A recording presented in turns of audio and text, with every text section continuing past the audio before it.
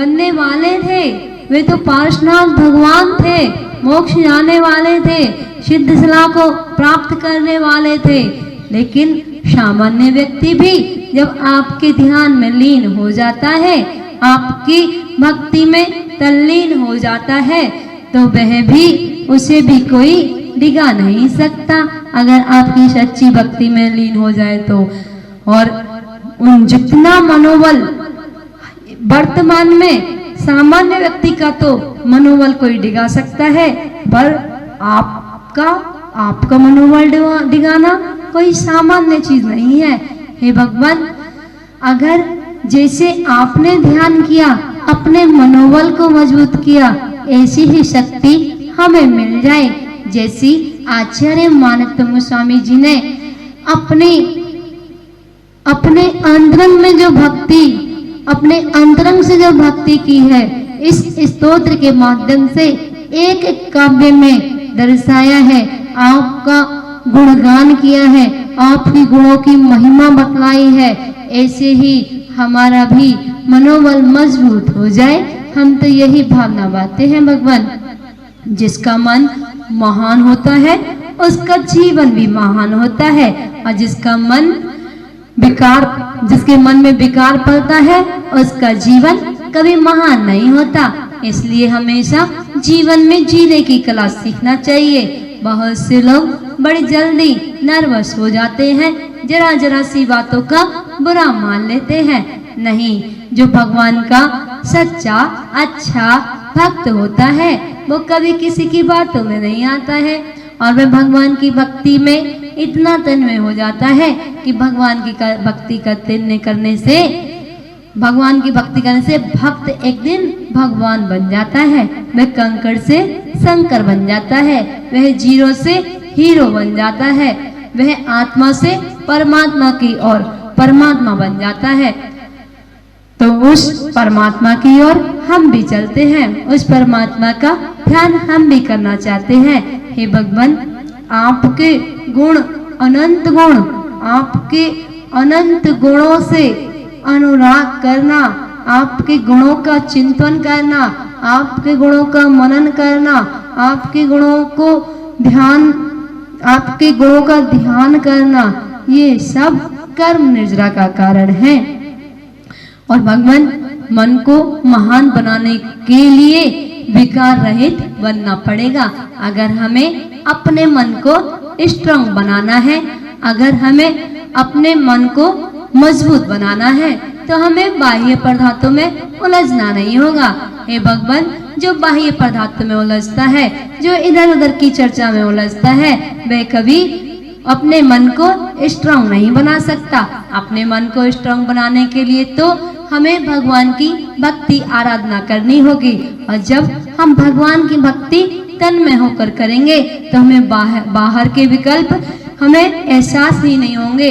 और जिनको बाहर के विकल्प नहीं छूते हैं वही तो स्ट्रांग बनते हैं, उन्हीं का मन तो स्ट्रांग होता है, उन्हीं को तो सम्यक दर्शन प्राप्त होता है। हे भगवान, ये सम्यक दर्शन की टिकट जिसको एक बार मिल जाती है फिर उसको मोक्ष की प्राप्ति निश्चित है। तो हे भगवान, हम यही भावना भाते हैं कि जिस तरह से आपने ध्यान किया है, आपने अपने मन को स्ट्रांग किया है, वैसे ही मुझे भी शक्ति मिले। हे भगवान, कोई दूसरा नहीं जानता, सबसे पहले ही कोई दूसरा नहीं जानता कि मन कैसे स्ट्रांग किया जाता है। अपने मन को स्ट्रांग करने के लिए पर की ओर दृष्टि नहीं डालनी है, अपने मन को स्ट्रांग करने के लिए स्व की ओर दृष्टि डालनी है। जितना हम अपने अंदर आने का प्रयास करेंगे, वो अनंत चतुष्टय, वो अनंत गुणों को देखने का प्रयास करेंगे। हे भगवान, मेरे अंदर भी अनंत दर्शन, अनंत ज्ञान, अनंत सुख, अनंत वीर्य जैसे गुण प्रकट करने की शक्ति है, पर अभी प्राप्त नहीं हुई है। जब तक हम अष्ट कर्मों से मुक्त नहीं हो जाएंगे, तब तक हम उस मोक्ष को प्राप्त नहीं कर सकते। और उस मोक्ष की प्राप्ति के लिए हमें स्ट्रांग होना ही पड़ेगा। वो स्वाध्याय के माध्यम से, ध्यान के माध्यम से, संयम के माध्यम से, साधना के माध्यम से, व्रत के माध्यम से, नियम के माध्यम से, भक्ति के माध्यम से, आराधना के माध्यम से हमें अपने मनोबल को मजबूत स्ट्रॉन्ग करना होगा। हे भगवान, आपकी भक्ति में जो एक बार तन्मय हो जाता है, एक बार डूब जाता है, फिर उसे बाह्य वस्तुओं की आवश्यकता नहीं पड़ती है। हे भगवान, आप जैसा तो इस संसार में कोई भी नहीं दिखाई देता, और आप ही जो आपके पास है वही तो हमें मिल सकता है। किसी के पास आप जैसा मनोबल ही नहीं होगा तो हम दूसरे के पास जाकर के क्या प्राप्त करेंगे। आपके अंदर जो वीतरागता है, जो सर्वज्ञपना है, जो हितोपदेशी गुण है, जो वीतराग सर्वज्ञ हितोपदेशीपना है, आप 18 दोषों से रहित हो, आप 46 मूल गुणों से सहित हो। हे भगवान, यह चीज, यह गुण हमें कहीं और अन्य जगह नहीं मिलता है।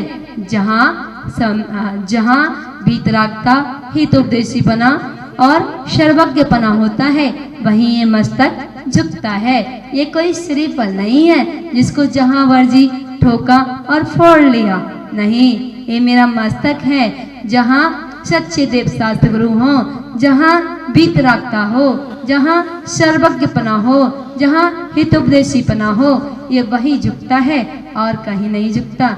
हे भगवान, आपके गुणगान, आपकी महिमा निराली है।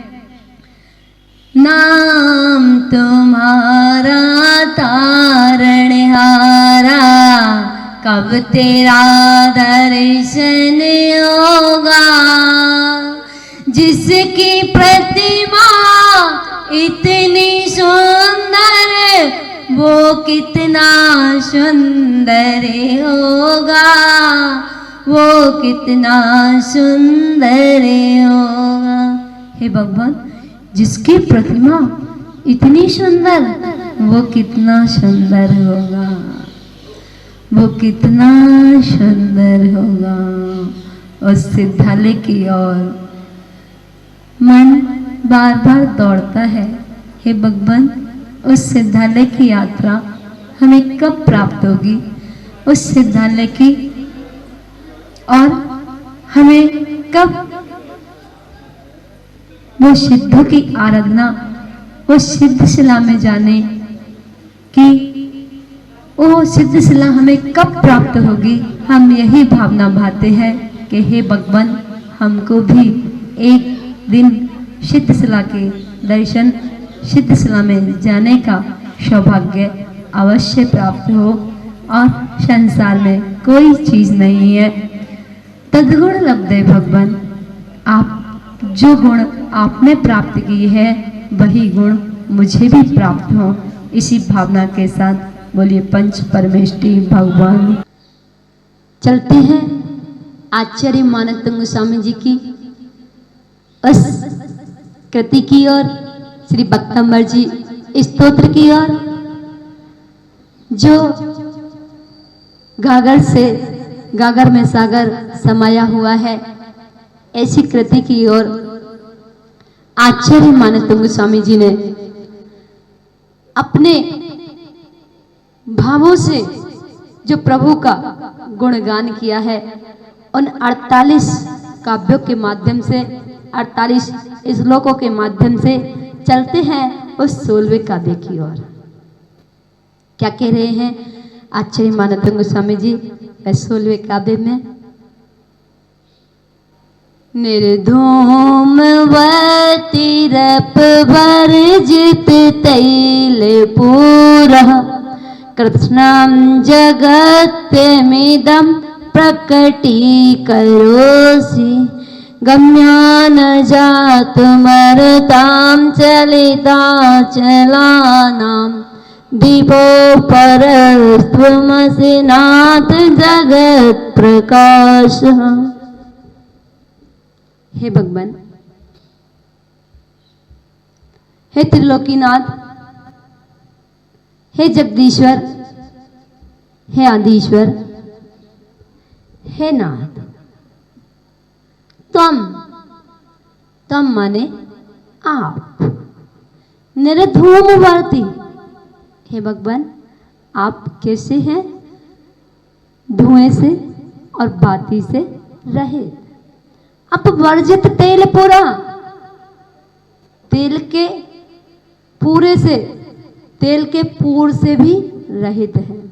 हे भगवान आप धुएं से, बत्ती से, तेल से रहित हैं, फिर भी इदम माने इस, कृष्णम माने समस्त, जगत्त्रय, जगत्त्रयम तीनों लोकों को प्रकटीकरोषि प्रकाशित करते हो।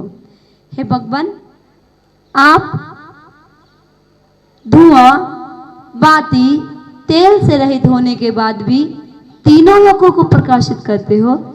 चलिता चलाना अचल पर्वतों को चलायमान करने वाली मरुता माने वायु से, जो पर्वतों को चलायमान करने वाली हो, ऐसी वायु से भी जातु माने कदाचित भी, गम्या माने बुझते नहीं हो, ना माने नहीं हो। जगत प्रकाशम अतः आप जगत प्रकाशक, अप्रह अपूर्व, दीपः दीपक असी माने हो। हे भगवान आप एक अपूर्व दीपक हो। हे भगवान आपका जो केवल ज्ञान रूपी दीपक है उसमें न धुआं है, न बत्ती है, न तेल है, न हवा के झोंके से बुझता है, फिर भी आपका वो केवल ज्ञान रूपी दीपक तीनों लोगों को प्रकाशित करता है। और जो आपका केवल ज्ञान रूपी दीपक है वो शव को भी प्रकाशित करता है और पर को भी, स पर दोनों को प्रकाशित करता है। और जो हम ये दीप जलाते हैं, आप जो आरती करते हैं, इस दीपक से, इस आरती में तो तेल भी डाला जाता है, घी भी डाला जाता है, बत्ती भी लगाई जाती है, ये धुआं भी देता है, फिर भी ये बुझ जाता है, हवा के झोंके से बुझ जाता है। लेकिन आपका जो केवल ज्ञान रूपी दीपक है ना, वह किसी तूफान से, आंधी से नहीं बुझता है और ना ही उसमें तेल, बत्ती, घी डाला जाता है। आप कैसे अपूर्व दीपक हो। हे भगवान आपका जो केवल ज्ञान रूपी दीपक है ना, वो एक अद्भुत, अपूर्व, अनोखा, अद्भुत दीप है, जिस दीप के सामने अब सांसारिक दीपों की आवश्यकता नहीं रही। जो एक बार केवल ज्ञान रूपी